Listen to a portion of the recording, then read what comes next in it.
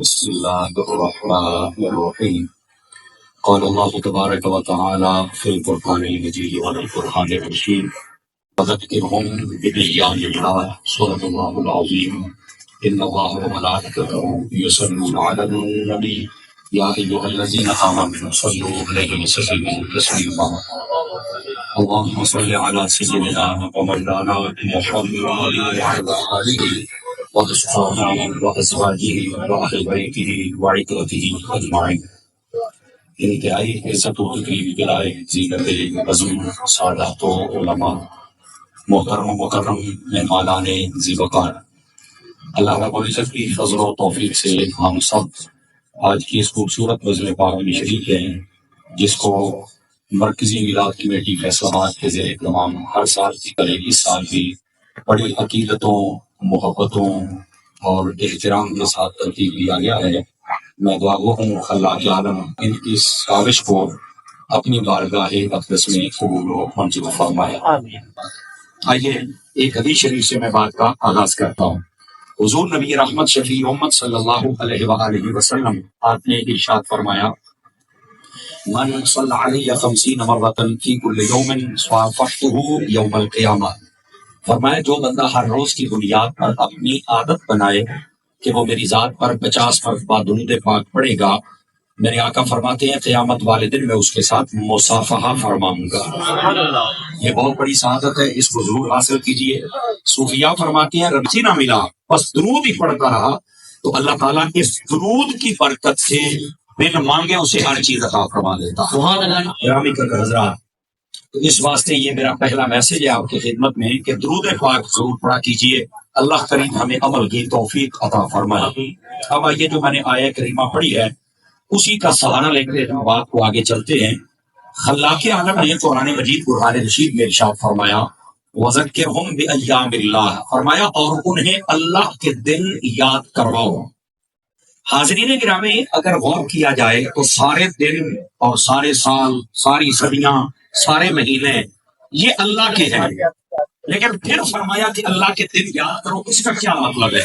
تو اس کا جواب علماء نے یہ لکھا ہے کہ اس سے مراد ہر دن نہیں، بلکہ اس سے مراد وہ خاص ایام ہیں جن میں اللہ نے کوئی اپنی خاص نعمت اپنے بندوں کو عطا فرمائی۔ وہ اس نعمت کی وجہ سے جب دن خاص ہو جاتا ہے تو اس دن کو یاد کرنا یہ شکرانے میں آتا ہے، اور اسی لیے اس دن کو سیلیبریٹ کرنے کا حکم دے دیا گیا۔ فرمایا کہ لوگوں کو کہو کہ اللہ کے دن یاد کرو۔ کون سے؟ مسند امام احمد کی حدیث ہے، فرمایا ای بنعم اللہ، وہ دن جس میں اللہ کی نعمتیں تمہیں ملیں تو اس دن کو ضرور یاد کیا کرو۔ اب یہاں پر میں آپ کی خدمت میں ایک بات عرض کروں، آپ حضور محدث اعظم کے شہر کے واسی ہیں اور آپ کو یہ بڑی جلدی بات سمجھ آ جائے گی کہ اس کائنات میں بڑی نعمتیں ہیں۔ میرے رب نے فرمایا وَإِن تَعُدُّوا نِعْمَتَ اللَّهِ لَا تُحْصُوهَا، اگر تم نعمتیں شمار کرنا چاہو تو تم شمار نہیں کر سکتے، لیکن یہ یاد رکھنا سب سے بڑی نعمت جس کو آپ ٹاپ آف دا لسٹ کہہ سکتے ہیں، اس نعمت کا نام ذات مصطفیٰ ہے صلی اللہ علیہ وآلہ وسلم۔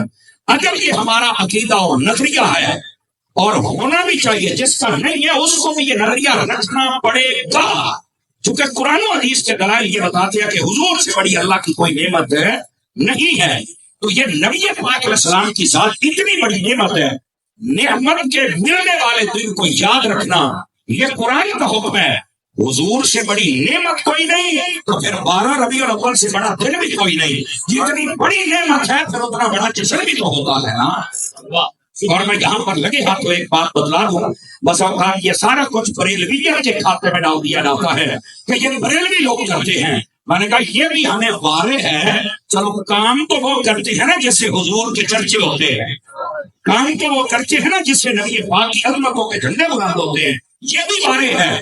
لیکن یار یہ سوشل میڈیا کا دور ہے، آنکھیں کھلی ہوئی ہیں ہر بندے کی اور پوری دنیا تمہارے ہاتھ میں ہے، ایک بٹن کی دوری پہ ہے۔ ذرا پوری دنیا کو سرچ کر کے دیکھو نا کہ یہ صرف بریلوی جلوس نکالتے ہیں یا پورا جہاں ہی جلوس نکال رہا ہے۔ اور پھر ان کو بتاؤ یہ جلوس نکالنا اور حضور کا جشن منانا یہ بریلویوں کا صرف عقیدہ نہیں ہے، یہ سارے مسلمانوں کا عقیدہ ہے۔ اور بریلوی کو نئی چیز نہیں ہے کہ ہم اس سے بھاگے نہیں، ہم بریلوی نہیں تو فلاں فلاں، نہ یہ کوئی نئی چیز نہیں۔ بریلوی یہ لفظ جو ہے نہ یہ مسلک ہے نہ یہ مذہب ہے، ہاں یہ وہ مکتب ہے جہاں سے ہم نے مذہب کو سیکھا ہے۔ تو یار میں جس مکتب سے سیکھا ہے میں اس مکتب سے بھاگ تو نہیں رہ سکتا۔ تو اس واسطے ہیں ہم اہل سنت، لیکن اہل سنت میں جب دو سوچیں کبھی ہو گئی، ایک ادب والی اور ایک بے ادبی والی، تو بتانا پڑا کہ تم کون ہو۔ تو لفظ بریلوی کا مطلب ہوتا ہے ادب اور اس والے، تو جب یہ ہونا جائے تو مطلب یہ ہوتا ہے کہ حضور کے دیوانوں کا گروہ ہے یہ۔ اور یہ ہمارے نورانی صاحب یہ مرکزی میلاد کمیٹی کے بڑے ایک روح رواں ورکر ہیں، اور ان کی صدر ہیں جی ماشاء اللہ ماشاء اللہ، اور ان کے ساتھ ان کی ٹیم ہے۔ آپ دیکھیں آپ پاکستان کے کسی ادارے میں بھی چلے جائیں، فار ایگزامپل آپ کسی بینک میں چلے جاتے ہیں، آپ پولیس کے پاس، تھانے میں کچہریاں چلے جاتے ہیں، آپ فوج کے پاس جاتے ہیں، آپ ایجنسیز کے پاس جاتے ہیں، کوئی بھی مسئلہ بن جائے گا جب باتیں چھڑتی ہیں، اگر وہ پوچھے نا کہ یار آپ کون ہے اور ہم بتائیں کہ ہم بریلوی ہیں، تو وہ افسر وقت میں ہو جاتا ہے، اسے پتا ہے بریلوی نہ دہشت گرد ہوتا ہے نہ بدماش ہوتا ہے نہ یہ غلط والا ہوتا ہے، کیونکہ بریلوی وہ ہوتا ہے جو مصطفیٰ رحمت کا بھی ادب ہے، جو شہادت کا بھی ادب ہے، جو حضور کی اہل بیت کا بھی ادب ہے، جو تمام اولیاء کاملین کا بھی ادب ہے، اور یہ پاکستان بنانے والے بھی ہیں اور پاکستان کو بچانے والے بھی ہیں۔ جن کو پتا چل رہا پہچان پیدا کیا کرو کہ ہم کون ہیں۔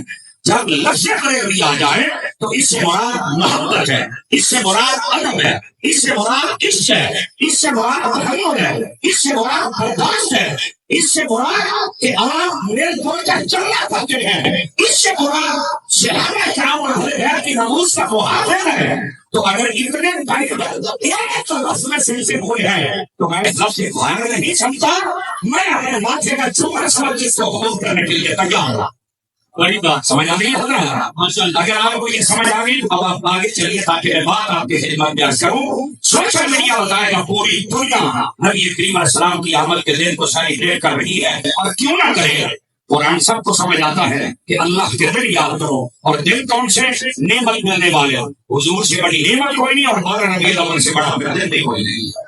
اس لیے اتنا بڑا جشن نبی کریم صلی اللہ علیہ وسلم آپ کی ذات گرامی کا ہوتا ہے۔ یہ پہلی بات۔ اب دوسری بات توجہ طلب ہے حاضرین، اگر ہم تھوڑا سا غور کریں نا تو آقا کریم صلی اللہ علیہ وسلم آپ جس دن تشریف لائے اس کو پیر شریف کہتے ہیں، حالانکہ اگر دیکھا جائے تو وہ سوموار ہے، لیکن اس کو پیر کیوں کہا گیا؟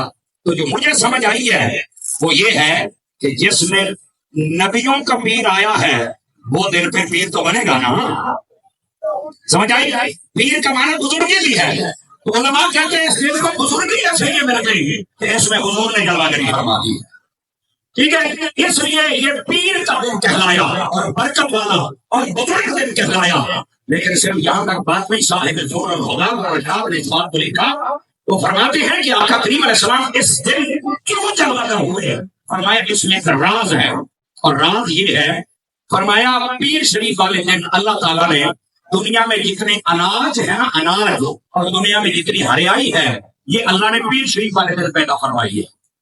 ہریائی کے ساتھ انسانی زندگی کا دار و مدار ہے، تبھی تو کہتے ہیں درخت لگاؤ، کہتے ہیں نا کہ نہیں کہتے؟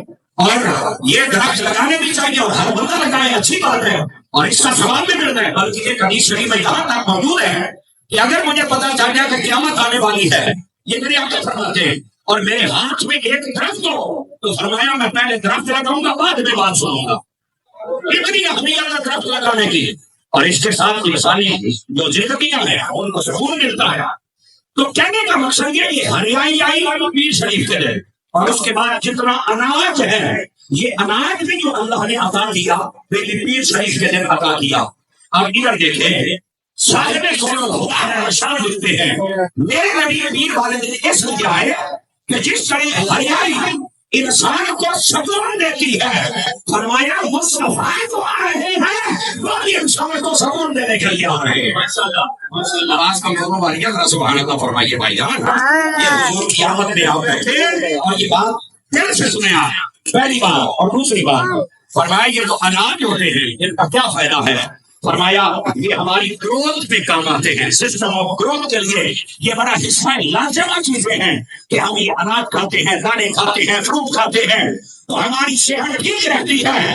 اور ادھر دیکھنا فیصلہ باد والے اس بات کو ذرا دھیان سے سنیے گا کہ جب یہ اناج بننا چاہتا ہے تو انسان کا جسم سکڑا ہو جاتا ہے اور وہ بڑا ہو جاتا ہے. آپ کے علم میں ہونا چاہیے ہمارا صرف یہ جسم نہیں ہے، اس کے اندر ہماری روح بھی ہے. اگر جسم کو تکڑا رکھنا ہے تو اناج کی ضرورت ہے، اگر روح کو زندہ رکھنا ہے تو تمہیں اس کی غذا کی ضرورت ہے. فرمایا ہم نے کہ مصطفیٰ دیں گے یہ تمہاری روح کو تکڑا کر دیں گے. جیسے اناج تمہارے جسم کی بقا کا سبب ہے، مصطفیٰ تمہارے روح اور ایمان کی بقا کا سبب ہے. یہ صاحب صبر الہدیٰ والرشاد نے یہ دو نقطے لکھے ہیں کہ آپ پیر والے دن کیوں جلوہ کریں گے. مناسبت یہ تھی جو فقیر نے آپ کی خدمت میں عرض کی ہے.